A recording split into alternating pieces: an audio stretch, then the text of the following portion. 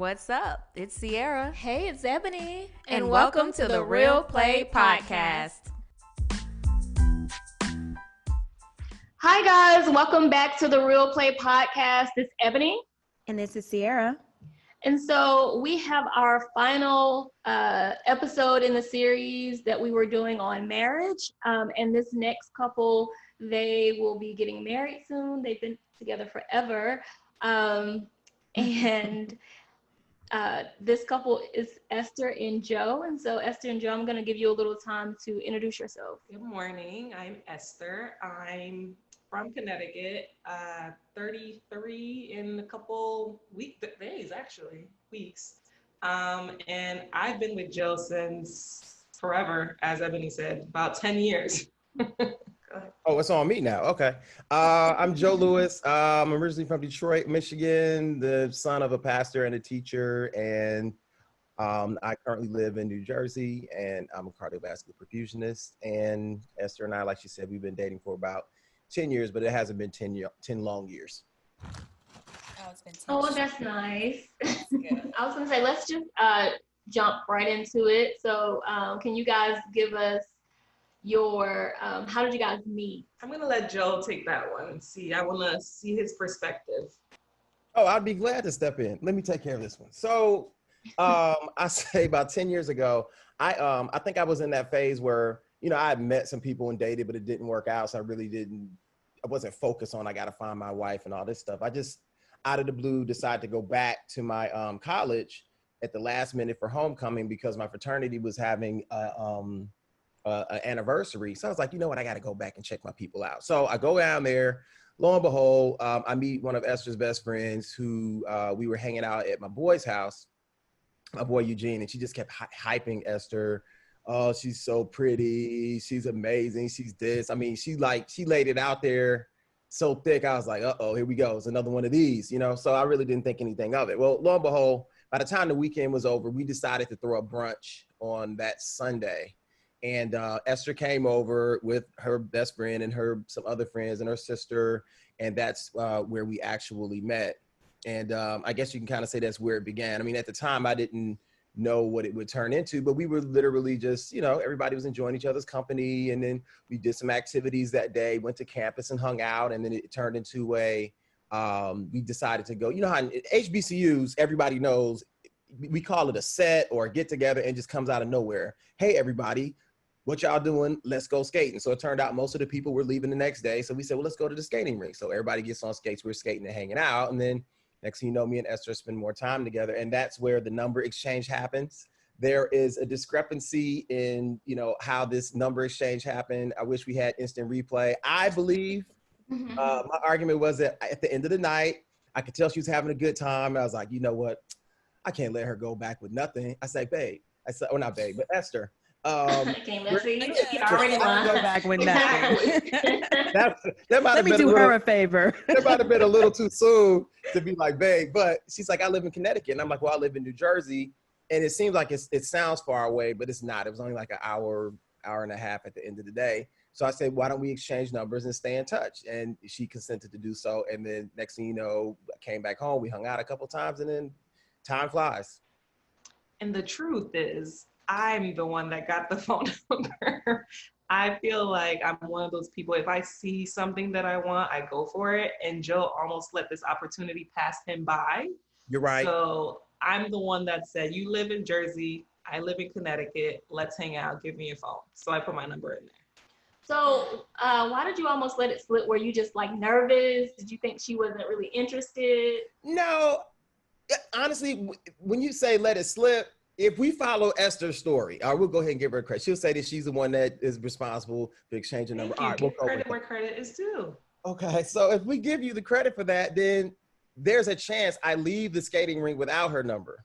Now, does that mean I couldn't get the number later? Perhaps, I probably could have got it later, but we're not sitting here if she doesn't just step out and say, hey, we should stay in touch. And so, yeah, technically I probably could have missed out, but I didn't, and I was blessed. I mean, that's how it works. It's a group effort. Like, I can do all the hollering and all the work, but essentially both people have to do something. So you want credit, you can have credit for that. So you guys live in two different places. It's an hour and a half away. how do you keep dating? alive and special, and how does that work? I know for us, like Jill said, it sounds far away when you say you live in New Jersey, you live in Connecticut. It's like long distance, but um, well, when we first started dating, it did seem kind of far because anybody who lives in the tri-state area, if you take the George Washington Bridge, it's ridiculous. Like when I first drove to Jersey, it took me about 3 hours, and I said we might need to break up because I can't be on this bridge for 3 hours every weekend. But I found an alternate route. But what we do for us to keep it alive, I guess, and make sure we don't go days or weeks without seeing each other is we'll meet in the middle. New York City's right there.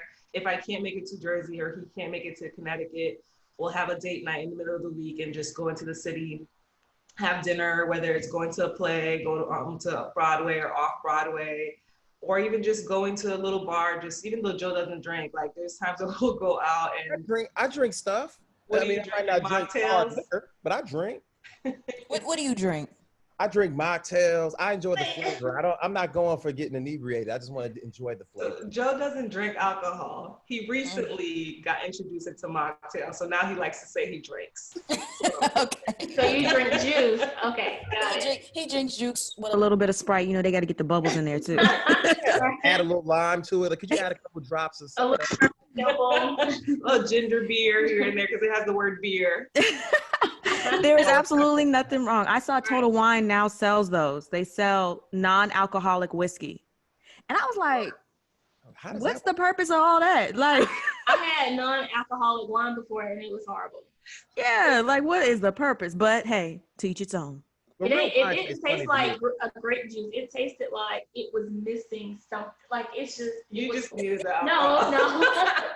But real wine is like, to me, it tastes like something spoiled, which essentially is what it is. So it doesn't work for me. I guess maybe it's an acquired I wouldn't taste. say spoiled. It tastes good. You have to have, I guess, an acquired taste for it. It doesn't wake me up. That is true. It depends. Like I can't do the reds, the real dry, but you get a nice sweet wine. I'm all for it. Okay, Next time we get together and hang out, mocktails on me.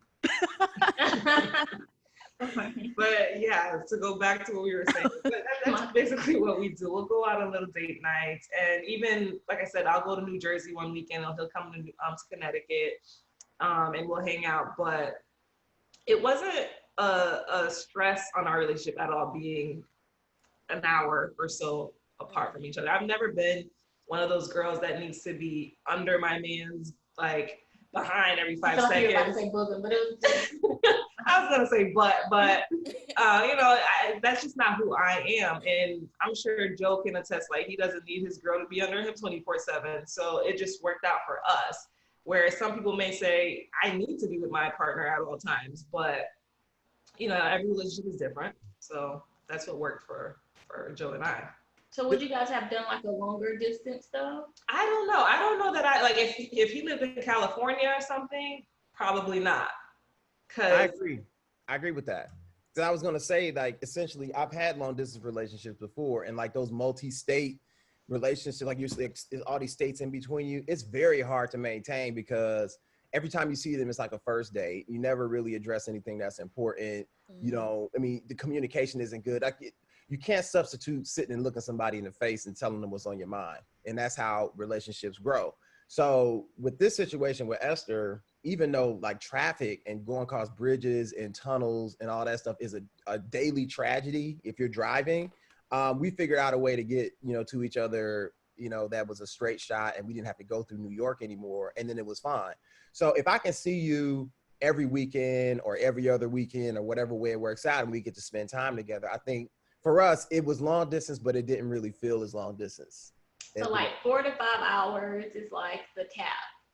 Yeah, I would say that because kind of like touching on what Joe said, like when you're so far away from each other, you don't really get to see who the person is. So you're in a state of honeymoon at all times. So you don't get to really deal with issues and see how you guys work together, problem solving and all of that because you are in that state of honeymoon. So for me, I don't think that would have worked because I need to know who I'm dealing with, and I'm sure Joe needs the same. Yeah, I gotta look you in the face. If somebody's acting up or something, then we need to just be able to see each other and work through that, because it's hard to do texting, video chat, and all that stuff. It's not easy.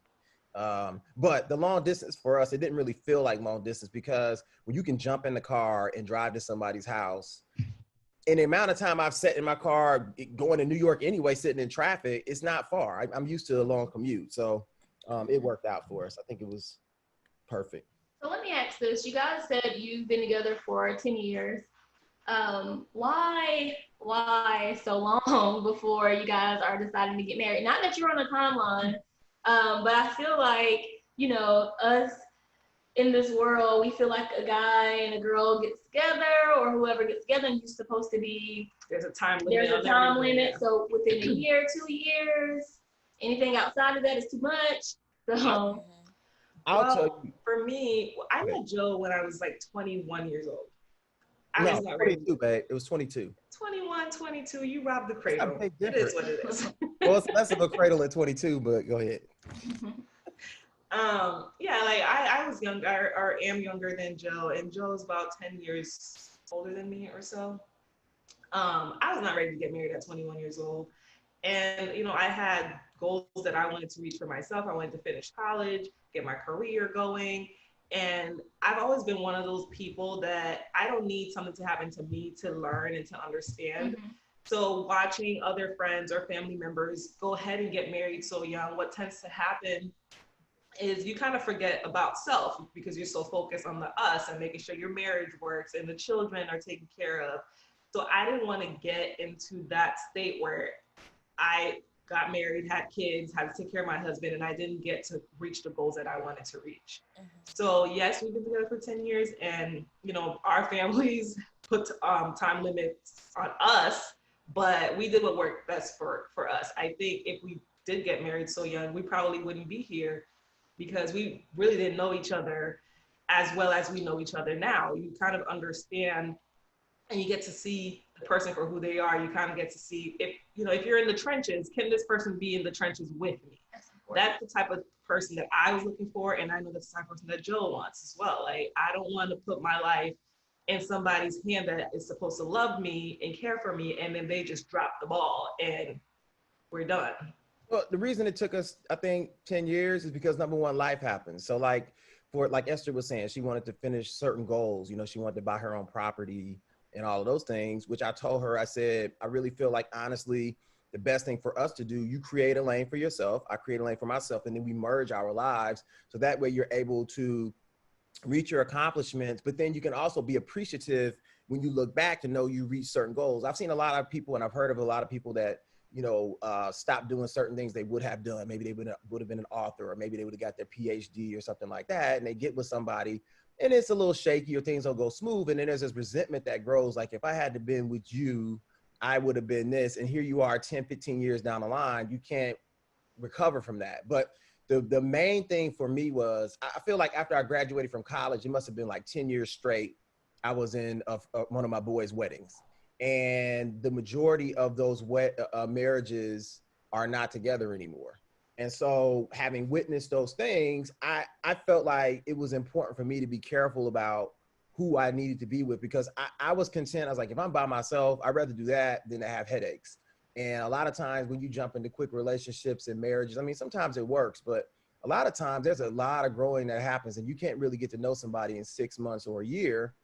And I wasn't thinking in my mind, I'm going to wait 10 years, but I was thinking more in terms of, I want to get to know somebody. And once we get to that point, I know for a fact that they're down for me.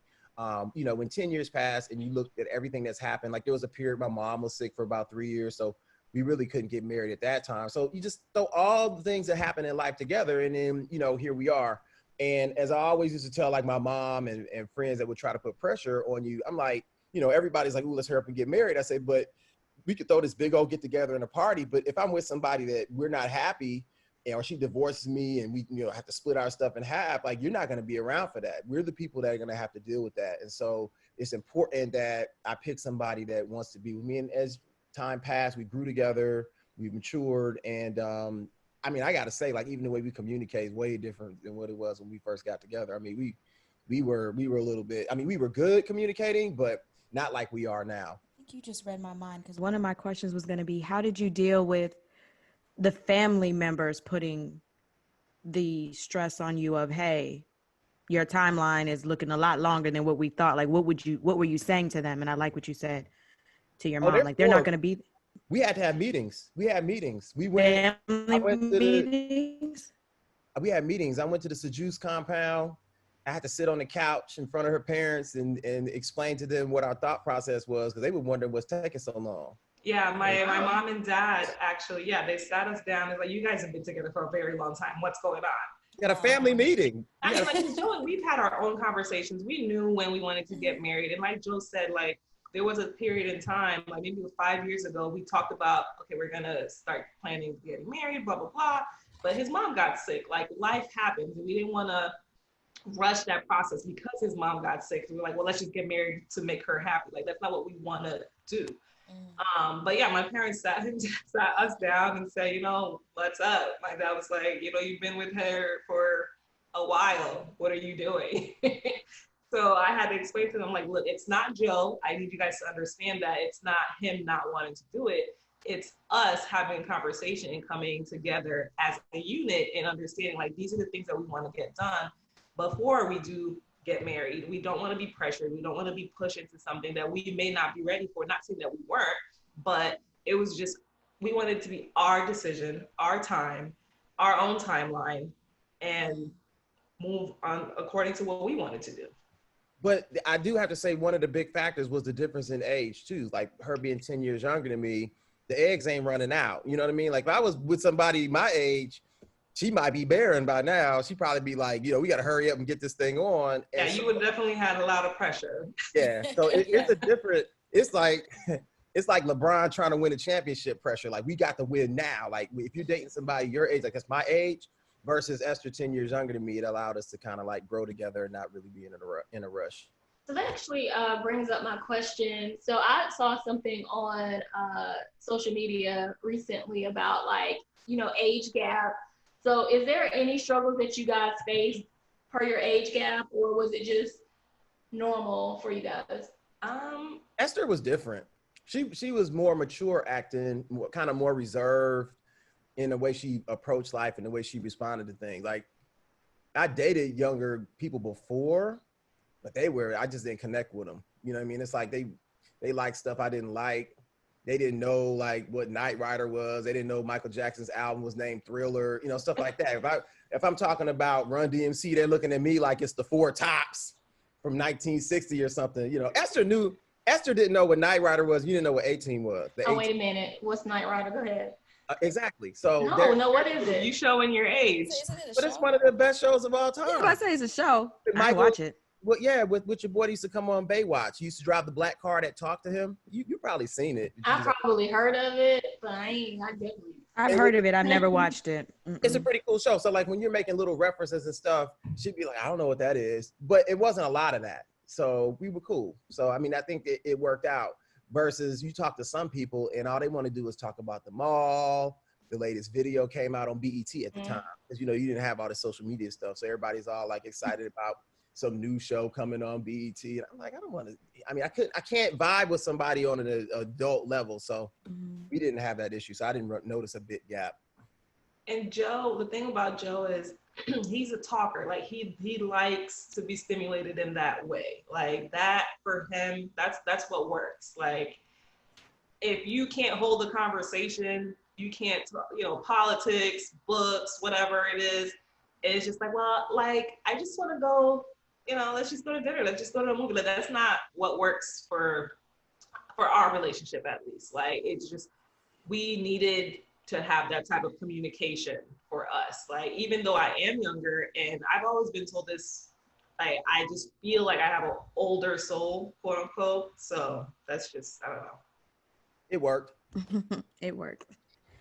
Well, we're glad that it worked and that you guys are here to tell us about your relationship and about your engagement. So I know we haven't even touched on that part yet. So can you give us a quick little story of how the actual question was popped? A lot of hard work went into He this. planned the whole thing. A lot of hard work went into it because I'm dealing with somebody that prides herself on being some sort of super sleuth or something, or working for the FBI. She wants to be aware of everything that's happening, paying attention to everything that's going on. And those are great qualities to have in a mate. no, they are good qualities, but it's not good for celebrating or surprises. So I had to do this whole covert mission. I mean, I was months out making plans to trick her, because what I ended up thinking was, you know, I always talk to my friends about little things, and they throw ideas at me. I'll come up with the main idea and they'll throw a suggestion. So I was like, you know what, Esther loves to travel. And I said, I would really like to go someplace. I don't know who's blowing me up. I would like to go someplace and take her, you know, for this engagement. But I'm wondering, I wonder what the most romantic place in the world would be for her. Because, you know, I can know what I want to do, but I wanted to be memorable for her. So I asked around, and some people said, you know, why don't you ask her about Paris or whatever? So that's what we did. I threw out, you know, what's a romantic place for you? Where would you like to go? Perhaps, you know, if we go on a trip in the future. And she was like, you know, I think Paris is the most romantic place in the world. So then boom, I was set. She didn't know it, but then I started setting her up and telling her to take off time from work. You know, I said, maybe we'll go visit your sister in Philly. She didn't like that. She thought that was, I mean, she likes her sister, but not for a vacation. She said, I do not want to go down there for a vacation. So I was like, what about Canada? I got friends up there. Nah, she didn't want to do that. So finally I talked her into London, which was close to Paris. And I realized that there's a train between London and Paris. You can get there in the same day. So after setting her up and getting the ring and doing all these things, I just did all the groundwork to set up the day. The plan was to have a photographer that would meet us, you know, there, because I wanted to capture the moment. A lot of times people get engaged, they don't record it, they don't take a picture of it or anything, and you have no memories except for the ones that you share, which is cool, but I like to capture those moments. So I was like, I wanted her to look nice. I didn't want her to come out there, you know, hair messed up, you know, nails not done. So the best way to do that was to say, let's do a photo shoot. So I made her think that I bought a photo shoot off of Groupon, because, you know, Groupon sounds a little last minute, kind of cheap. So she wouldn't put a lot of stock into it. And it worked. It actually worked. And I managed to get her all the way over to London, set up the hotel. We did all that stuff. And then we traveled over to Paris. And before we even had the whole engagement thing, we went around, we shopped, and we, you know, finding some things to wear for the next day. I was trying to make sure we're color coordinated. She didn't even realize it, because she was just buying into this whole thing that we were going to have this photographer come and take pictures of us. And it worked out great, because the photographer was running late. He got stuck in another country, and it was this delay. So it made it really look like it really wasn't that big of a deal. So when it actually happened the day of, it was nice. I don't know. What do you think, Esther? What do you think? I feel like I had an idea that he was going to propose, because in our relationship, in most relationships, you know your strengths and your weaknesses. You know which partner to go for what. And Joe is not the planner in our relationship. So the fact that he wanted to, you know, take the lead in this, I was like, something's up. It's weird. So when he started telling me, you know, make sure you look nice and don't wear this dress, try that one. At first I was a little offended. I'm like, do you think I don't know how to dress? Like, I don't need you to tell me what to wear. And then I started kind of putting the pieces together. And I was like, I think he's going to propose. Like, we're going to Paris. He's telling me to dress up. He's getting a photographer. So I called my sisters and I was like, I think it's going to happen.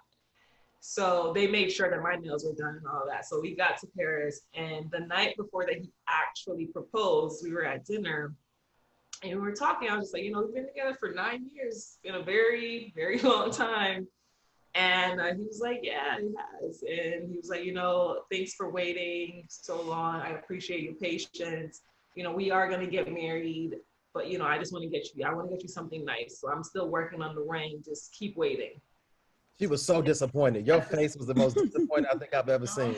No, I wouldn't say it was. I mean, yes, I was disappointed, but I don't think I really wasn't. I wasn't mad. I wasn't happy, but it was just a very indifferent feeling. I was just like, okay, and I just ate my meal. I don't even think you said okay. You shook your head and just kept eating. It was like that for a little while. So then immediately I text my sisters and I was like, you know, stand down. It's not happening. And they're like, no, it is. I was like, no, it's not. I know Joe. He's not going to do it. So my guard was actually really down. So when he did it, when he actually proposed and gave me the ring the next day, I was thoroughly, thoroughly surprised and happy. So I know you're like, you brought me all the way to Paris. you know, in my head, when he was like, you know, keep waiting, I was like, Paris, like if you're gonna propose to someone, this is where you should do it. So when he said that, I was just like, what a letdown. It worked out really smooth because we did the photo shoot was super early in the morning at sunrise, so you have the best light. And then we must have took pictures for about 30 minutes. So at that point, if you thought it was gonna pop off, it didn't. And then next thing you know, we had this one shot that was nice, and the photographer had given me the hint. He said, this will be the moment. If I have the perfect place, I want you to just stand back. I'm gonna tell you, hey, I'm gonna get the money shot. Let me just get some pictures of her by herself. You get yourself together and collect yourself, and then you just kneel down. And so that's what I ended up doing, except that I got so excited in the moment that I knelt down maybe like 20 yards away. Like I had to walk. The pictures. I feel like I walked down that forever to get to I had to walk down the aisle to come get the ring, but it was very nice. It came off. That's funny. So now another takeaway is we know you can plan trips now. So now I won't be the planner every day. Well, you know what? I like Esther planning because, like she said, people have strengths and weaknesses. I've never seen a person put together a trip that's not ghetto or cheesy and not spend that much money. Like if I told you how much we spent to go to Greece and we were in villas and all this stuff, I mean, it was amazing. So I'm not even gonna mess with that because I know I spent a little bit more money going to Paris and London, which I didn't care at the time because I want to make it nice. But she's I'm really frugal. good at that. Because men just buy stuff. Oh, that looks nice. All right, let's do that. But I'm cheap though. Like I don't really buy stuff like that. But it's something about trips. She's got that market corner. Like, you know, everybody costs this amount of money to go. So, oh no, it's not. And you're straight. Activities and everything. She's good. Might have to book with Esther, right? Start my own traveling agency. Right. But the one thing that was key for me with the proposal thing was, you know, I've seen a bunch of proposals over the years, and Esther can tell you that I always joke on people because I'm like, oh, you propose at a game night? What were you doing? You propose in a church basement? Because I just really wanted to have something that was memorable and something nice. And the thing that I noticed, I've seen like brides or fiancés that are proposed to, and they can barely tell the story. But, oh, girl, I'll tell you later type of stuff. And there's an excitement that's there when it was special to them and it was unique to their relationship. And you did something like for us, traveling was a huge deal. I wasn't a huge traveler. So for me to plan a trip, that was big. To go to Paris, the most romantic place, a big deal. So it gives me joy to see how excited she was about the way it happened, and she's proud to tell people about it. So that was the main thing that I think I was kind of going for. And it was a memorable moment too. So let's move forward with your wedding. It's quarantine. I know you guys had planned a wedding in November. You started last year, and then Corona hit. How did you navigate those plans? What We are plans? still navigating. What plans? All the plans went out the window. Like last April, you know, when our venue was trying to tell us that we have to wait for them to contact us, like maybe at least 6 weeks before the wedding. So we had a problem with that. So that's a whole nother legal battle that we're encountering right now. So what we pretty much have decided to do is we're going to do something smaller, right? And literally like immediate family. And we'll have a little something small for ourselves. We'll figure out how to plan it. It doesn't have to be elaborate, but it's cool because that's what love is about. It doesn't make a difference whether how big or small the event is. But for all the other plans that we had, things that we might have already paid for, we'll probably repackage that deal for next year and rebrand it. And then we'll come up with something so all of our friends can get together. Because I want to have something, but I also want us to be safe. I don't want to be, have 250 people come to my wedding and half the people get coronavirus. What's the benefit of that? So yeah, that's kind of where we are. I don't know if Esther has something to add. No, I mean, I know Joe really wanted his 500 plus guest list. Oh, I was thirsty for it. I was thirsty. But, with Corona, we've had to pivot. It's obviously not what we originally planned, but you kind of have to roll with the punches and do what works and what's safe. So that's where we are right now, just trying to figure out how to postpone with the venue and do what Joe said as far as doing something with the immediate family and still get married this year since it's been 10 years. You don't want to wait another 10 years to actually. We couldn't wait. Nah, we couldn't wait. That's ridiculous. So yeah, I mean, that's where we are. It's definitely a little bit more difficult, a difficult process with Corona, but it is what it is. What's one thing you guys are looking forward to once you are married? I think for me, one thing that I'm definitely looking forward to is actually waking up next to Joe. Like we've been together for 10 years, but we've never lived together. So actually seeing him in the morning with his morning breath and Oh, my breath is sexy. Don't even talk to me. My oral hygiene is good. so I'm excited to wake up to him and actually, I remember on our first, it might have been our second date, I crashed at his place and he actually made me blueberry muffins when I woke up that morning. I woke up to that smell.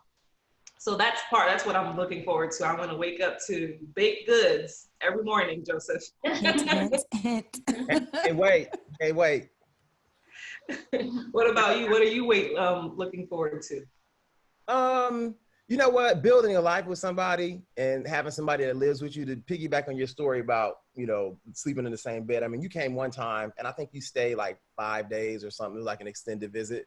And I remember the next night you were gone, I was like laying in the bed and I rolled over in the middle of the night and I was like, oh shoot, she ain't here.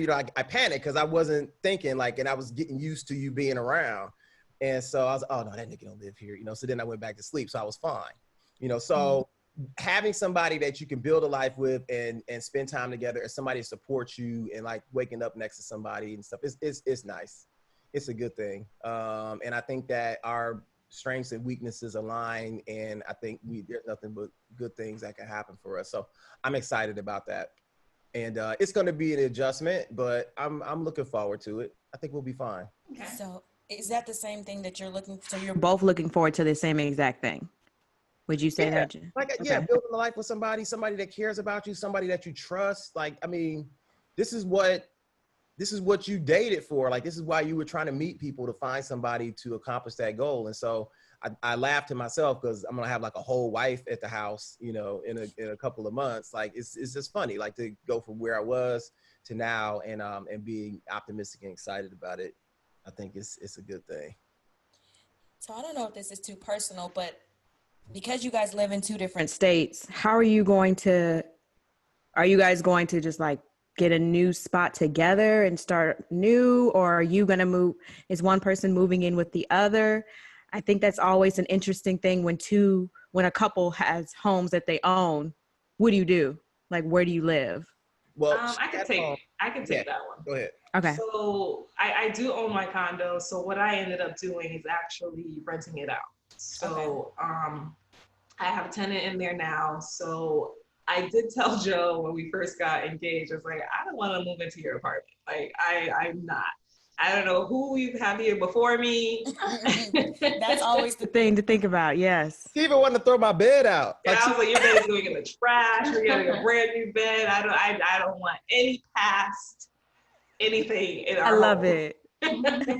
But what we ended up doing is actually, we are getting a brand new place. It's actually a brand new apartment. No one's ever lived there ever. So we'll be the first couple in there. So yeah, so my place is rented. He's getting rid of his old apartment and we're moving into a new spot. Okay. Yeah, we wanted to do that because, see, my place is my place, her place is her place. When you move in, they just like, you got to abide by all these rules and regulations and whatever. This is mine, this is the way I do it. Well, now it's going to be our place. And so whatever we do there, we'll do together as far as making decisions. Plus, I wanted to get a bigger place because I think that when you move in with somebody, you don't want to be in some studio or something like that. You want to be able to kind of like have space, and even though you're around each other, you kind of have a little comfort, in terms of not having to be piled up on top of each other. So that's why we decided to do that. So we already have that set up. We're really excited about it. Place is really nice. So I actually remember I asked my sister, who's married, a couple of days ago, and I was like, what was so hard? What was the most difficult thing for you when you had to live with your husband? And, she's like, honestly, what I'm going to say to you is make sure you both have your own corners. Like, get a 2-bedroom apartment because you're going to want to get away sometimes. I was like, no. She's like, no, listen, as much as you love this person, as much as you want to be with this person, when they piss you off and you need a moment to yourself, it's good to have your own separate corners in the house so you're not always under each other at all times. So I was like, okay, yeah, you might be right. But she's like, it's not a mic, I'm right. that's a big adjustment. Like to have somebody that, I mean, even though you're like spending time with somebody, I always get to come home and do what I want. Like I can talk loud on the phone. I can turn the music up loud. It'd be 2 a.m. I can play video games and not care. But when you live with somebody, it's somebody that's in your space. You see them 24/7, especially during quarantine. I think it's important to have a little bit of space so you can, you know, kind of do your thing, but still be together at the same time. Yeah, definitely. So before we close this out, I think we have like 2 more questions for you guys, but actually maybe 3.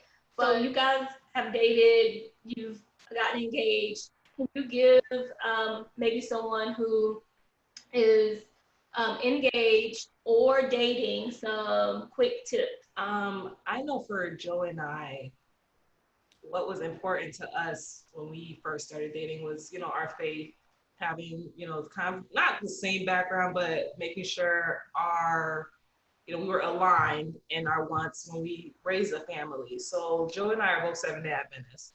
That is important to me because when I have children, I want to raise my kids Seventh-day Adventists. So I think the best advice that I would give based on that is making sure, you know, when the Bible says you're equally yoked and all that, I feel like that's something that's really important, because what I've seen in, you know, some of my friends is when they do have kids and their husband is a different religion or their whatever religion they are, what tends to happen is the kid is confused. You don't know, you know, if daddy doesn't go to church, why do I have to go to church or anything like that? For me, I think the best advice I would give is make sure you guys are aligned in your wants. Make sure you communicate these things before getting too deep in a relationship, before getting married and all that, because it does play a huge factor.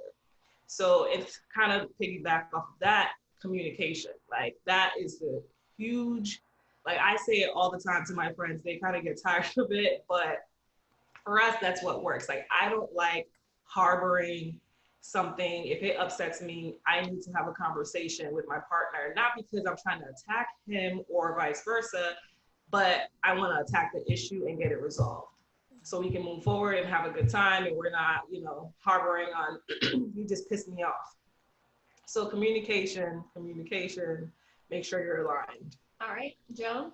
If I had to give anybody advice that's looking or, you know, wants hope or whatever, I mean, I would say as far as dating goes, put yourself in positions to meet people, right? And when I say put yourself in positions, go places where you will meet people that have things going for themselves. Like the club is cool, you know, that type of stuff. But at the same time, can you meet your wife or husband? Perhaps, but go someplace productive where people will be that will help make your life better. Also, like, you know, I didn't plan on going back to, you know, alumni weekend. And that's how I met Esther, you know, and this is like an example of just going, like, you know, there's people, events where single people are, just go. You never know who you bump into, who you meet, because what essentially happens to everybody tells the same story. You end up finding somebody when you didn't expect it. You're not sitting here stressed about like, ooh, I got to find somebody, you know, by this date or whatever. Just kind of let life flow, but just put yourself in a position to meet people. Like, I don't know, you live in Maryland right now, and I used to live there, but like, there's always events like the Congressional Black Caucus is going on. There's a lot of professional people around, and that's how you can really find somebody nice. The other thing, when you do find somebody, pay attention to their actions and not their words. You know, I know as a guy, I look at actions more. Girls look more at emotional things and what people say to them, but you can never go wrong with the way a person treats you and the way they respect you. So always kind of pay attention to those things. The other thing is you're going to meet people, and the first thing you want to do is judge them immediately. Like, oh man, her hair ain't fixed, or is just this ain't right. Her shoes look funny. Like, you know, her shoes dirty. right. And what you have to understand is that everybody matures. Look at what they're doing. Like, if they have a good job, maybe they just don't know how to shop. Maybe they don't have any direction. Like when I was back in college, I was a mess. You know, I mean, I thought I was looking good, but I wasn't. And Esther always jokes all the time. She says she helped make some adjustments with my wardrobe and other things. So look at a person for what they are. Look at a person. I mean, I'll admit my suits were a little baggier. You know what I'm saying? I like to use adjustments. Like, baggy suits. Yeah, it wasn't Steve Harvey baggy, but it was definitely baggy-ish. Because, you know, my mom, when we were raised, you buy clothes to grow into them. And I stopped growing somewhere along the way, but I was still buying clothes like I had another few pictures ago. And so you show up looking ridiculous like it's the first day of school. And so so Esther was like, you need, like she put me on Pinterest and stuff. She's like, you know, look at a tailored suit and how nice it is. You understand the cuts of your clothing and that it fits your body. Yeah, and then I started seeing other things. I stopped wearing like earth tones and camouflage colors. You know, I got to put a little pop of color in there. These are things you don't know, but it's like I was saying, like people aren't going to be the perfect product. It's like the question is, are they willing to make adjustments with you? And what was the other thing I was going to say? Oh, the last thing, and this is what I was looking for with my mate. I wanted to find somebody who was my ride or die, not that jump in the car, let's go get them type ride or die. I mean, literally like you peel all the layers away and it's you and that person and you tell them, look, I'm in this for us and I want to make you better and you make me better. We both have strengths and weaknesses and we're in a position where we're in that space where nobody gets offended. Nobody's watching. It's us. I can tell you something that I think can make you a better person, not change you to be what I want you to be, but something that will make you a better person. Like, let's say, for example, and I never told Esther this, but like, if I feel like she needs to get a PhD, I can tell her, yo, you got to do this. And I can kind of push her. She's like, you know what, you're right. I understand why you think I need to do that, instead of being offended by the way I approached her. So the reason I knew I had something was that when we would have those moments where most people probably get mad at each other and hang up the phone, you know, I was able to sit there and be like, yeah, my suits are a little bit baggy and I don't have to be offended. You know what I mean? I was looking crazy in that picture. So you know what do you suggest? And then that's how we build. So if I put into you what you're putting into me and we adjust and grow together, you look back over time and that's like the perfect place to be in. So that's probably the biggest thing for me. I will say Joe and I are brutally honest with each other, not in the sense that we're trying to hurt each other's feelings at all, but I think that's important to have in a relationship where you can just be yourself and say what is on your mind without thinking like, oh my God, am I gonna, you know, piss him off or whatever. So but then there's a way to understand too how to say things to people, because some people are sensitive. Like I can take it if you just yelled at me like a coach, like, what are you doing? You look ridiculous. And I'm like, oh, I do look ridiculous, but somebody else might be upset and be like, I don't like the way you talk to me. So once you start to understand how that person is and you really tell them like, I'm not trying to be a certain way, I just want to help make you better, make us better, then I think it works. All right. So my last question for you guys is, what does love mean to you? Oh, while you collect your thoughts, let me jump right in this. So love for me is it's unconditional. And like there's different types of love, but there's a similarity in love, right? So for example, you know, like when my mom got sick, I did things for her I never thought I would do, and I would do, and I was willing to do things for her. Like, I mean, clean things, wipe things off, touch stuff I probably shouldn't have been touching to try to like, you know, help her, make her feel better. And it was, you know, I understood love, but in that moment, I understood it more to mean something deeper than just saying the words. You know, it's about action, but then it's also about your willingness to bring that person happiness and comfort no matter what the cost. It could be emptying your bank account. It could be just being there for them. And so, you know, after my mom had passed and so forth, like I understood love a little bit more, and I loved Esther, but understanding love and how it works and seeing how deep love can go, I was like, yeah, I really have something here, because I could tell the way that she treated me and the way I treated her. And love to me is just this unconditional, I'll do anything for you, no matter what the cost. I don't care if you come up missing, I'll find you. Like I remember my mom got sick, she was in the hospital, and she didn't know that I knew she went to the hospital. And I called all these numbers and stuff and found her, and she wanted to know, how did you find me? And I remember telling her, I was like, there's nowhere in the world you can go that I will not find you to make sure you're okay. And so that type of love is the love that I wanted for my marriage and my relationship. And that's love to me. To piggyback off of Joe, I think the moment that I actually like realized how much I love Joe and what love actually meant to me was seeing how he took care of his mom. I remember going to the hospital with him and he didn't know I was watching, and he, you know, his mom just laying in the bed and she had like these cute little chin hairs, and, you know, because you're in the hospital, you kind of, you know, you're not worried about how you look. So I saw him he brought his tweezers, he brought, you know, got her a hat, and he put the hat on her, and he was just tweezing her little chin hairs, making sure her, you know, rubbing her foot. Aww. And just making sure she was good. And I was just like, to me, that's the type of love that I want. The love that shows up when you're in the trenches. Like when I'm down in the dumps and I can't get up and I can't do anything for myself, can my partner lift me when I need to be lifted? And that's what I saw in Joe, and that's what love means to me. I want somebody to be able to not necessarily carry me, but we carry each other. Yep. And your love pushes you to heights or depths that you've never done before. You're willing to try or do anything that is outside of your comfort zone, you know, and that's deep. That's deep love. Thank you, guys. I feel like this has been a good episode. Any last thoughts, final words for everyone? Actually, Joe has something that he does like the evaluation. I want him to actually touch on that. Oh yeah. So one of my best friends, we had some issues. And then when I say issues, it wasn't bad. It was something along the lines of I didn't call her back or something for 2 or 3 days. And she was like, look, we need a performance evaluation, just like you do at your job, like once a year, every 6 months or whatever.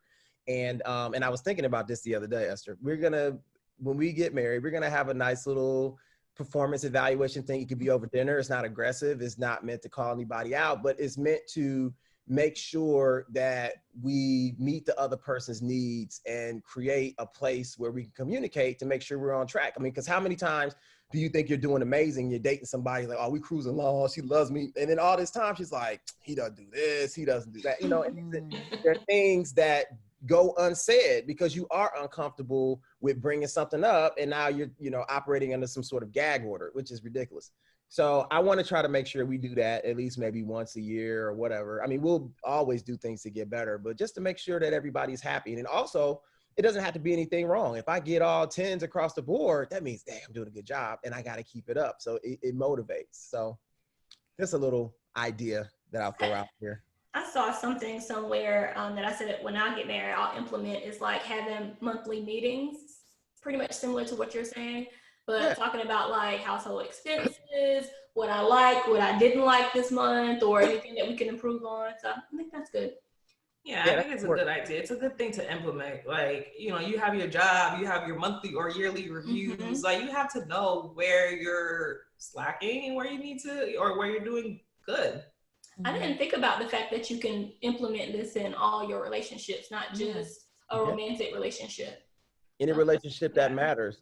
But the fact of the matter is, if you talk to your friends that are married or in relationships, like people go years lacking certain things. I've heard people say, I just wish my husband would buy me flowers. Like, why don't you just ask him? Well, I didn't say anything. So I don't want that type of thing to happen. For me, I want us to be able to let it be known, like, this is what's important to me. Because sometimes you push the wrong buttons. Like, you don't know what needs to be done. You're trying your best based upon your experiences, and maybe you can help fill the gap for somebody to make them more happy. And that's what my goal is. Nice. Yeah, I like that. I might have to implement that stuff myself. Yeah. With my friends. So Ebony, be ready. No, I'm just kidding. Don't mess up. You don't have heart. Your evaluation, and I am a hard grader, okay? I'm just kidding. No curves. I actually like stuff like that, just because it helps you grow as a person and that other person. Mm-hmm. We're going to even, babe, my idea was to make a date out of it. Like, I mean, we always going to go out, but like, we'll just go out for our little evaluation to a nice restaurant. We'll sit down and enjoy ourselves and have our little conversations. We bring our little stuff with us and do our evaluation. It's no pressure. Be ready. When I got my notes. Hopefully you don't have notes because, you want to be making adjustments in real time, but whatever. Well, yeah, this was a really good episode. Thank you. You too for coming on. We wish you the best in your marriage and then in the future of your as your family grows. And we do want to see some pictures of this private ceremony because I know we're not going to be invited. So send us some pictures. It's not like that. It's only understood. Or less. Corona. Now the big shindig, then we might have to talk about something else then when we have something bigger. So yeah, because you did say like 250 people. So hopefully, Ebony, one of us can be on that 250 people list. But in the meantime, send us pictures. We want to see it. We want to stay updated with how things go with this move. Because that was one of my really big questions. Because I hear that all the time. Couples are like, you don't want to move into her spot. He doesn't want to move into you don't want to move into the other person's space. So I'm glad that you guys decided to get something new together to grow. So I can't wait for that. And the decorating, like, just send us everything. We want to know. Real quick though, I got to tell you this. If you know anybody needs donations, I'm donating everything in my house because I've been told that most of my stuff, I have to throw it away. So Is it that bad, Esther? Is it that bad? No, it's not that bad. It's just the fact, Oh. it's like, oh, we don't need that. We don't need that. So now I'm Listen. looking around. I'm like, I'm just going to throw everything in the trash. I feel like Joe is a hoarder. And I'm not. I'm one of, like, I keep things that, have heartfelt things to it, but like I don't keep everything. Like this paper, this person said thank you. It's in my heart, it's in my mind. That goes Throw it away. Like I don't need all of that. Joe just keeps everything. Oh. No, it's not everything. Like I have stuff from my grandmother and things my mom sent me. I mean, it's not that much stuff. I think some of it is just an accumulation of school. Like I have books from school and stuff like that. Some things I'm just gonna have to just throw away. I mean, she told me to throw all my dishes out because the sets aren't complete. I had 4 plates when I was 3. So yeah, she's just throw that out. Start throw it over. out. So I'm just throwing everything away. Like I'm just gonna back a truck up out here and just throw it on there. And Don't throw it away though. Give it to a shelter. Give it to a church or something. They're always taking things to give to people. So don't throw it away unless it's like raggedy. In Salvation Army, I'll tell you, they do not play games. So if you have a couch and it has like one thread that's been pulled, they won't take it. wow. Salvation Army is so irritatingly picky, and I don't understand why. Like, I'm giving you this couch. Someone's gonna still want to buy it. Goodwill takes everything. Goodwill does take everything. Salvation Army, they played me. They left stuff right outside. So oh no, there's a pull here. There's a pull. All right, someone else will take it. I left it outside and someone took it. I don't know who took it, but someone took it. Somebody who needed it. Someone drove by and took it. So yeah. But anyways, we do wish you the best in life. Thank you. We're excited for you. And All right, so one last thing is, can you tell everyone where to find you? Ladies first, Esther. Instagram. My Instagram handle is weird. It's like a _ E.L.L__.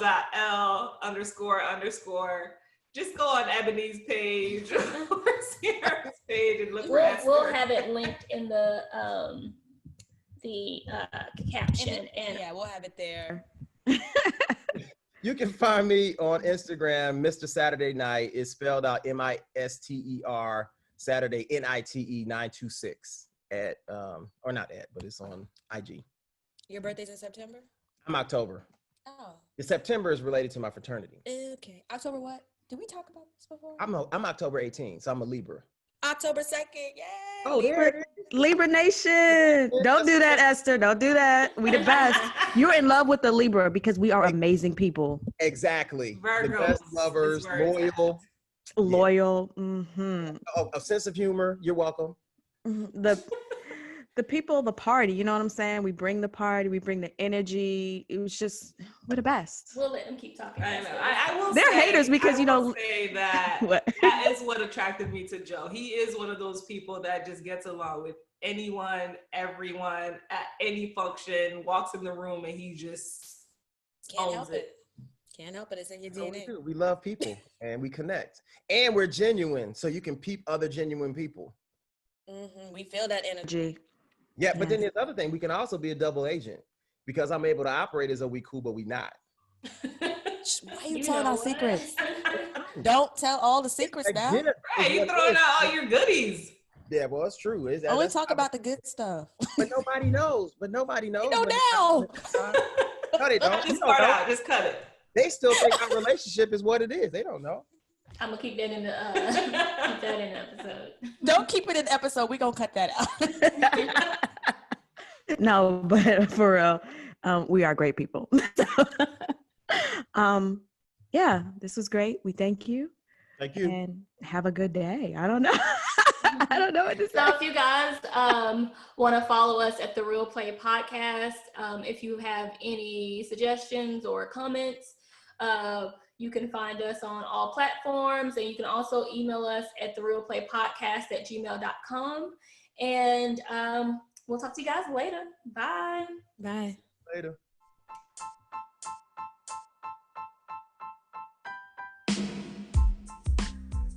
Thank you for listening. Don't forget to subscribe and follow us on all social media platforms at The Real Play Podcast. We would love to hear from you, so leave us a comment, DM, or voice note. And don't forget to come hang out with us on our next episode.